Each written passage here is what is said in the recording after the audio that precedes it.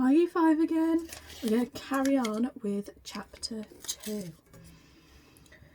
It took the twins twice as long to walk home since they'd moved into their rental house. It was a boring home with brown walls and a flat roof. Windows were few and the front yard consisted only of a plain grass lawn that was barely alive because the sprinklers didn't work. The Baileys' home was cosy but cluttered. They had more furniture than they had room for, and none of it matched the house because it was never intended to. Even though they had lived here for more than half a year, unpacked boxes were still lined up against the walls. None of them wanted to unpack them. None of them wanted to admit they were staying as long as they actually were. The twins immediately went upstairs and into their separate bedrooms. Alex sat at her desk and started her homework. Connor laid on his bed and started a nap. Alex's bedroom could have been mistaken for a library if it weren't for the bright yellow bed tucked away in the corner.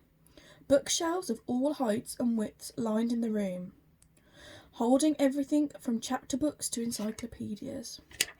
Connor's bedroom was more like a cave in which he appropriately hibernated whenever he could. It was a dark mess. Patches of carpet could be seen in between piles of dirty clothes. A half-eaten grilled cheese sandwich rested on the floor and had been there far too long for anyone's peace of mind. An hour or so later, the twins heard sounds that meant their mother was visiting from work, and they went downstairs to join her in the kitchen. She was sitting at the table while on the phone, flipping through a stack of envelopes she had just collected from the mailbox. Charlotte Bailey was a very pretty woman with red hair and freckled skin that the twins undoubtedly had inherited from her. She had a huge, caring heart and loved her kids more than anything else in the world. Unfortunately, they hardly ever saw their mother anymore. She was a nurse at the local children's hospital and was forced to work constant double shifts to support the family since her husband had passed away. Mrs. Bailey was already gone before the twins woke up every morning and would get home after the twins had gone to sleep. The only time she had with the twins anymore was on the brief lunch and dinner break she spent at home. Mrs. Bailey loved her job and loved taking care of children at the hospital, but hated that it took time away from her own. In a way, the twins felt they had lost both their parents after their dad's death. "Hi guys," Mrs. Bailey said to the twins, covering the receiving end of the phone. "Did you have a good day at school?" Alex nodded positively.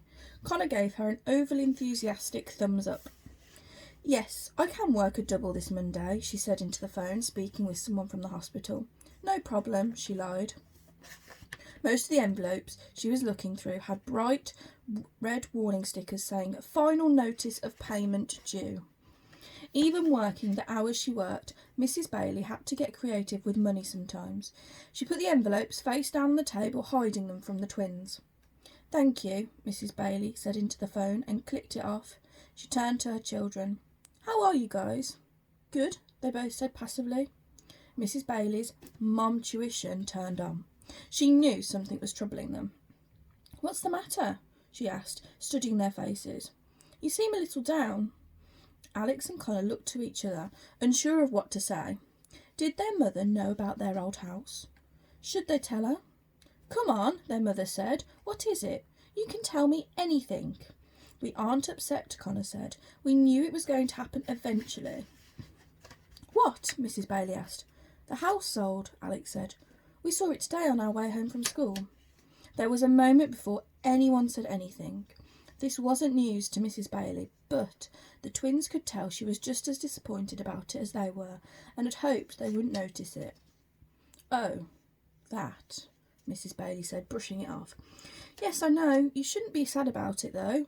We'll find a bigger and better house as soon as we catch up on things here." And that was that. Mrs. Bailey wasn't a good liar, and neither were the twins. Still, Alex and Connor always smiled and nodded along with her. "What did you learn in school today?" their mother asked. "So much," Alex proclaimed with a huge smile. "Not much," Connor mumbled with a scowl. "That's because you fell asleep in class again," Alex tattled. Connor gave a dirty look. "Oh, Connor, not again," Mrs. Bailey said, shaking her head. What are we going to do with you? It's not my fault, Connor said. Mrs. Peters' lessons put me to sleep. It just happens. It's like my brain switches off or something. Sometimes even my old rubber band trick doesn't work. Rubber band trick? Mrs. Bailey asked. I wear a rubber band around my wrist and snap it every time I get sleepy, Connor explained. And I was positive it was foolproof. Mrs. Bailey shook her head, more amused than anything. Well, don't forget how lucky you are to be in that classroom, Mrs. Bailey said with a guilt-inducing mum look. All the kids at the hospital would like nothing more than to trade places with you and go to school every day. They'd change their minds if they met Mrs. Peters, Connor said under his breath.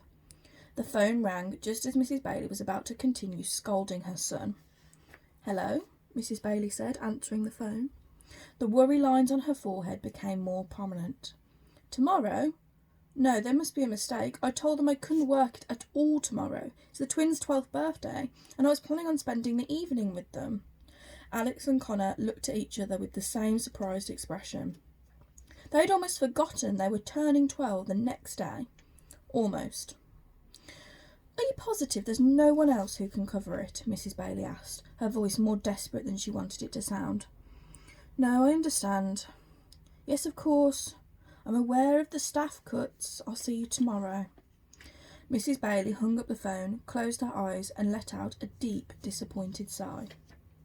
I've got some bad news, guys, she told them. It looks like I have to work tomorrow night, so I won't be here for your birthday. But I'll make it up to you.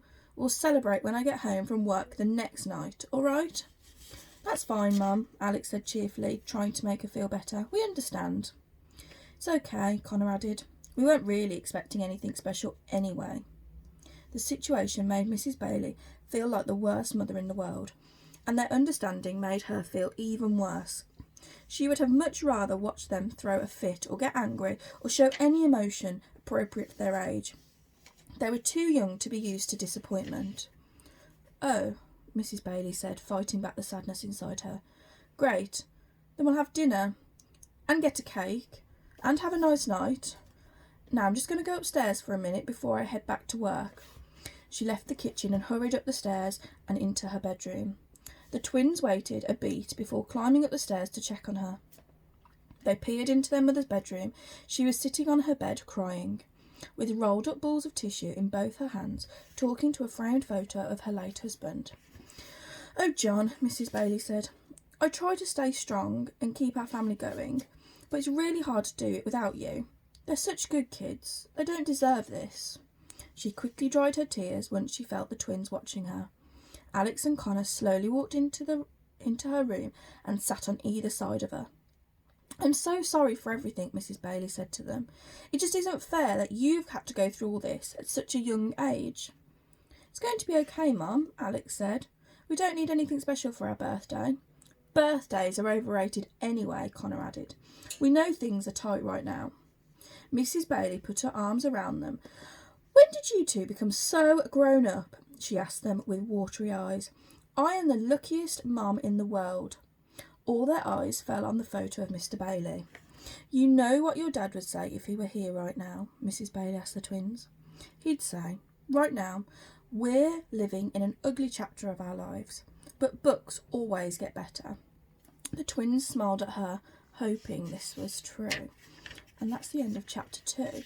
Now, on Monday, so not over the weekend, but on Monday, I will start again reading. So we'll start on chapter 3. Okay, so I hope that you have a great weekend. Make the most of the sun whilst we've got it. Make sure you stay safe. Make sure you stay safe online as well. I know a lot of you are using Purple Mash, TT Rockstars and things like that. So make sure you stay safe. And if you are watching these videos, ask your parents to send me an email just to make sure that I want to see who's watching these videos, okay? So I'm missing you all, okay? So I can't wait to see you all again. And I'll see you on Monday with chapter 3. Have a good weekend.